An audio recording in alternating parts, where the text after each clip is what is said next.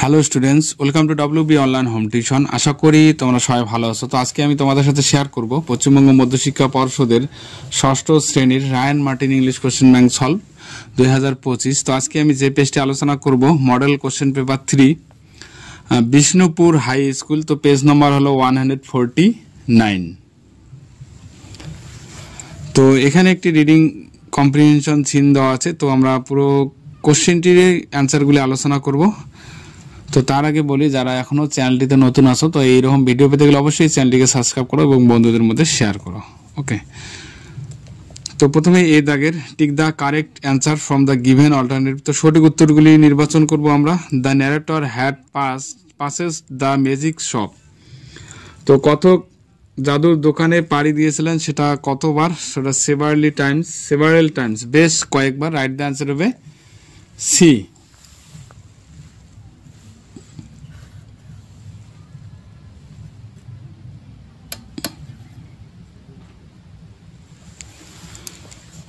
এরপরে number 2 questions. On the shop's counter there were several dash balls. তো দোকানের কাউন্টারে বেশ কিছু ছিল, কি বল ছিল? ক্রিস্টাল বল ছিল। তো রাইট দ্য অ্যান্সার হবে সি। ওকে, তো এরপরে আলোচনা করব বি দাগের write T for true and A for false. তো টি এফ বসাবো শুধু এখানে আমরা।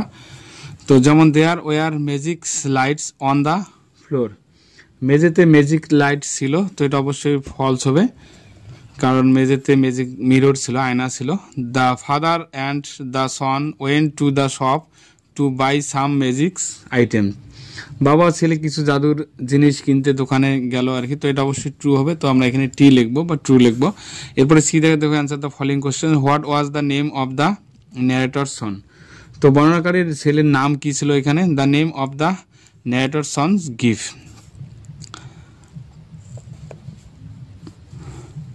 How was the magic shop. তো জাদুর দোকানটি কেমন ছিল? The magic shop it was a little narrow shop, not very well it.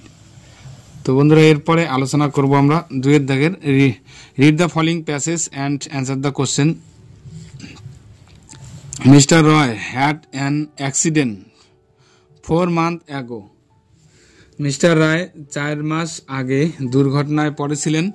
He was hit by a fiercely moving racing car while crossing the road. তো রাস্তা পার হওয়ার সময় একটি প্রচণ্ড চলন্ত রেসিং কার তাকে ধাক্কা দেয়। He can still remember how he bumped into the কার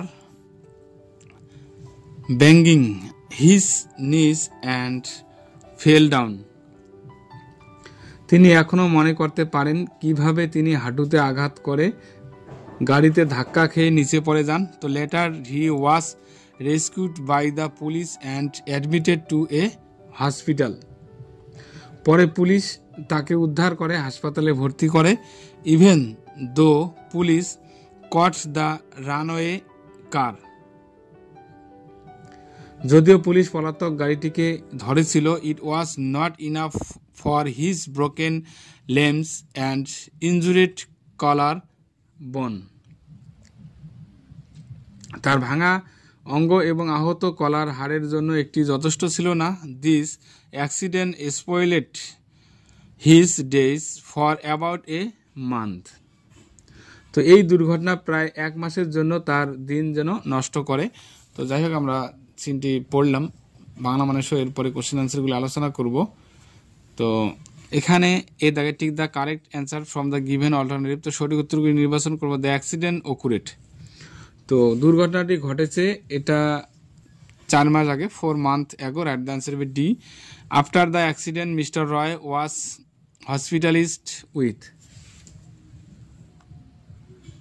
তো দুর্ঘটনার পর মিস্টার রায়কে হসপিটালে ভর্তি করা হয়, সেটা ব্রোকেন লেমস অ্যান্ড ইনজুরেড কলার বোন।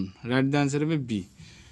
তো এরপরে দেখো, এরপরে এখানে একটি আনসিন দেওয়া আছে। তো আনসিনটি আমরা বাংলা মানে সহ আলোচনা করব, তারপরে কোশ্চেন অ্যান্সারগুলি। Okay, there was a very rich man, মানে খুব ধনী, মানে একজন খুব ধনী ব্যক্তি ছিলেন।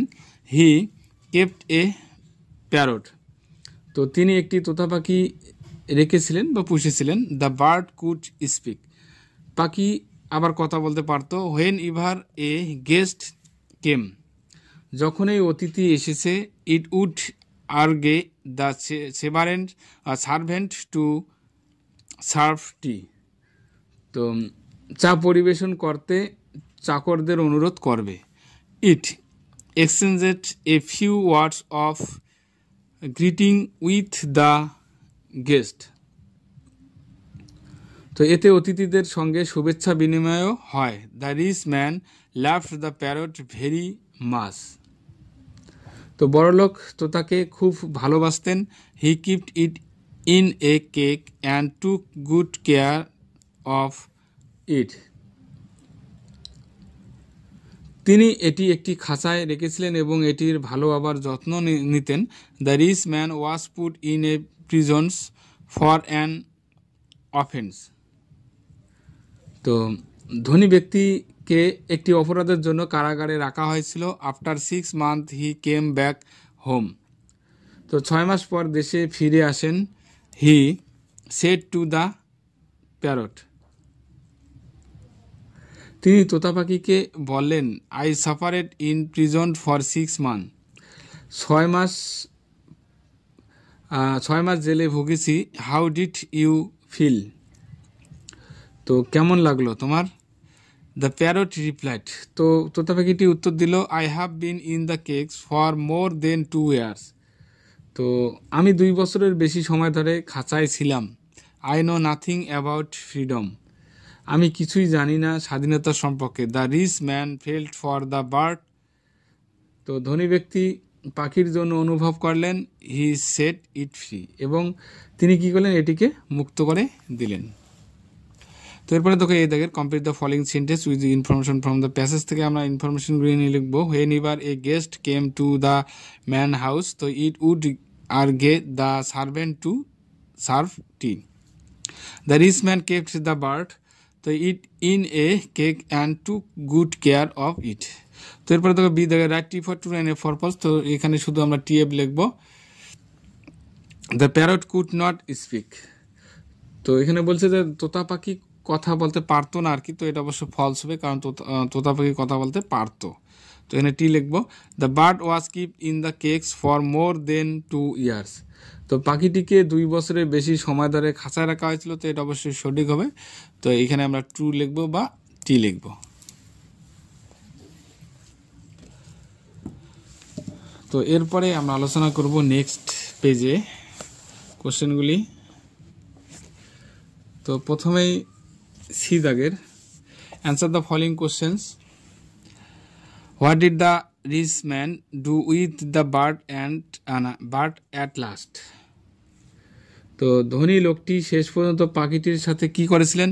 The rich man felt for the bird, he set it free, তো তার জিনিসটা অনুভব করলেন এবং তাকে সে মুক্ত করে দিল আর কি। তো এরপরে আলোচনা করবো গ্রামার অ্যান্ড ভোকাবুলারির যে কোশ্চেনগুলি দেওয়া আছে 4-এর এ দাগের, fill in the blanks with the correct form verbs of the verbs given in the brackets, তো এখানে সঠিক উত্তরগুলি নির্বাচন করবো, কারেক্ট ফর্ম ভার্ব বসে।